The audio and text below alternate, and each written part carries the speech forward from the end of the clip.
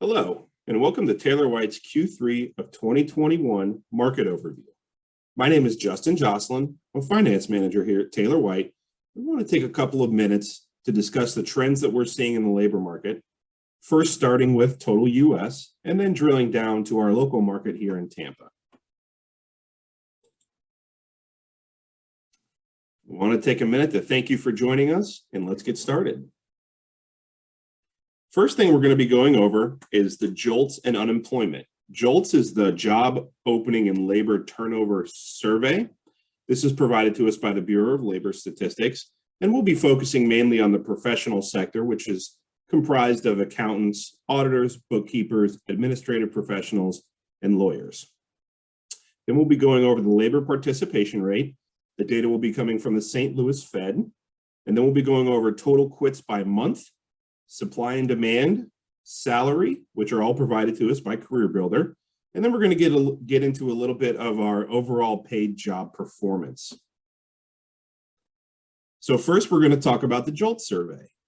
At almost 2 million open jobs in the professional and business sector, Q3 ending 2021, it's the highest level on record and comprises almost 20% of the total job openings in the United States. Now, if we take a look at that graph, since the beginning of this decade, really, we can see that post-Great Recession, the job openings and labor turnover has been steadily increasing. But if you look at the amount that it has increased since the beginning of the pandemic, we are at levels that have never been seen before since the beginning of the survey, which means that there are a lot of jobs, but there are also a lot of job openings. The next graph there is the unemployment rate for our sector, the professional sector, is at pre-pandemic levels of less than 5%. And as of this morning in December, it has even gone lower than that. But the JOLTS and the unemployment rates really don't tell the full story. With job openings being so high, unemployment being so low, there is a missing component. And that is coming to us from the St. Louis Fed, and it is the labor force participation rate. And we can see that it has been steadily declining since about the dot-com bubble. But we can notice that to the far right of this graph here, it got a shock, and that shock was unfortunately COVID. But we can see that since 1976, we haven't been this low. One of the things to really think about is that when the pandemic began, a lot of people were either forced to leave the workforce or did so on their own decision. We have about since then 7.7 million people who have left the labor force since the first quarter of 2020 and have not returned. And unproportionately, that favors women, with 60% of those who have left the workforce being women and 40% being men. They are citing reasons during surveys. There's a really good one out there called Pulse of the Market, which is provided by Prudential. But they're citing reasons for taking care of family, whether that's elderly and aging parents or children. And some were either forced into early retirement or made the decision to retire early. The next graph is total quits by month. Now, this is what's really interesting to me here, is that we have seen an increase since the Great Recession of people who are quitting their jobs voluntarily. So this has nothing to do with forced separations, et cetera. But you can see that that really took a deep dive right around the pandemic because a lot of people were forced out of their positions rather than voluntarily quitting. However, what we've seen since then is that they are leaving the workforce voluntarily. And it's been steadily increasing, peaked in May, have a little bit of drop after that, but we expect that this overall trend that we've been seeing since about May of 2009 to continue upwards.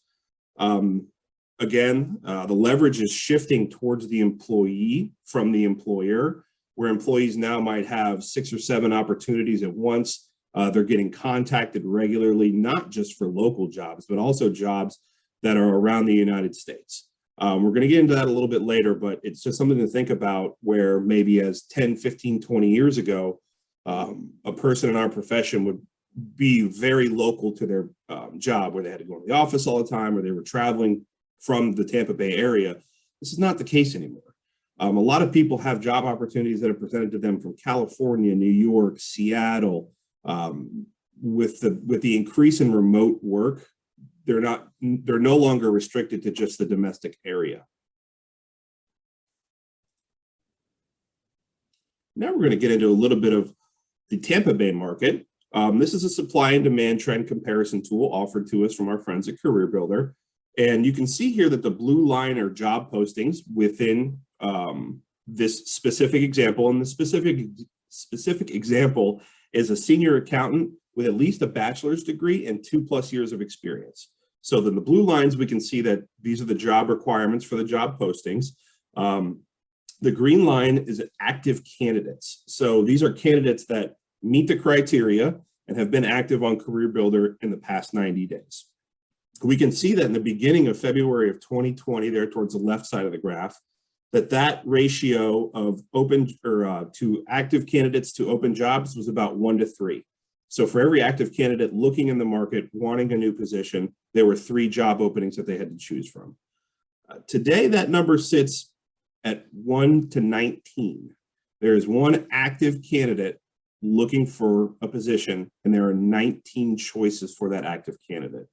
We can see that that is really starting to open the imbalance there to the right. And we expect this to continue until the labor force returns to the market, which is a very difficult prediction. I wouldn't even try to gauge a sentiment to when they're going to return to the market. I know it's frustrating, but it's the reality that we're in today. The next, we're going to cover a little bit of salary data, going back to our previous example of senior accountant, at least a bachelor's degree and 2+ years of experience. We're focusing on the Tampa market here with a median salary of about $72,500. When we look at the inflationary pressures that have come into our market, whether that be housing, groceries, consumer goods, I think we've all probably been to a grocery store recently and had some eye-opening moments as to how much the groceries have gone up in a very short period of time. And also those of us who have been looking to purchase a home will find out really quickly that your dollar is not going as far as it used to be. However, the wages have not kept up. So as the inflationary pressures have come in, the wages have remained stagnant. And this is pretty evident in a lot of potential candidates that come into the market. They know that they have these extra job opportunities and that employers are really competing for their labor. They feel like they have the upper hand. So more so than ever, compensation is becoming more of a discussion in these talks where compensation might not necessarily be set in stone. But then when you look at the Tampa Bay market compared to other markets, and we discussed earlier that there are a lot of new entrants into our market poaching our talent for the New York area, Seattle, California, et cetera. Are we really keeping up with that? So if we look down at the bottom of that bell curve there, we see that the national median here is about $90,000 for this.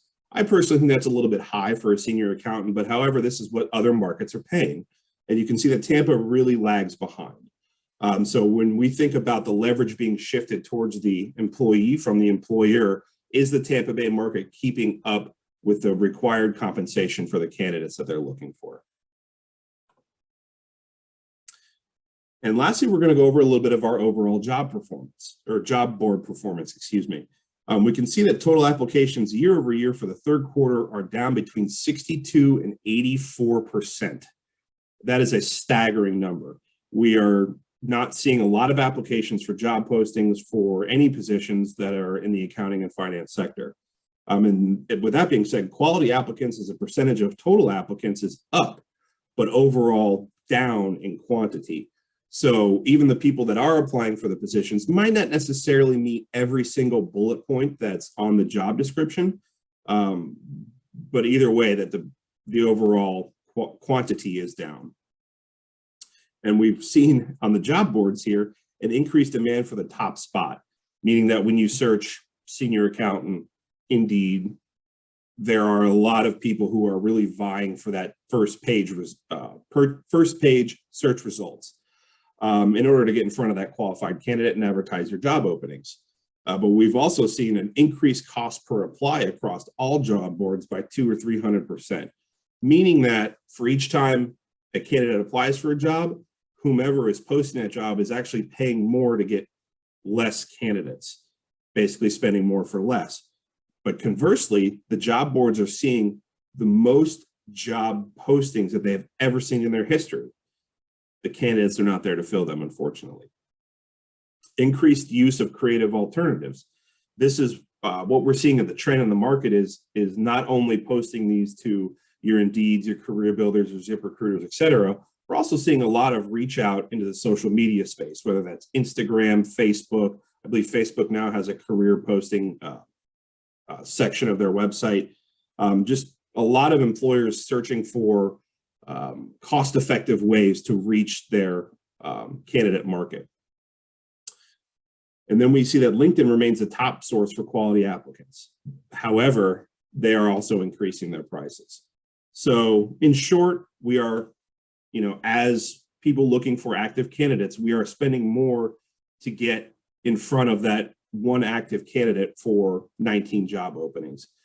So we just kind of wanted to take a little bit of time, let you guys know what we're seeing in the market.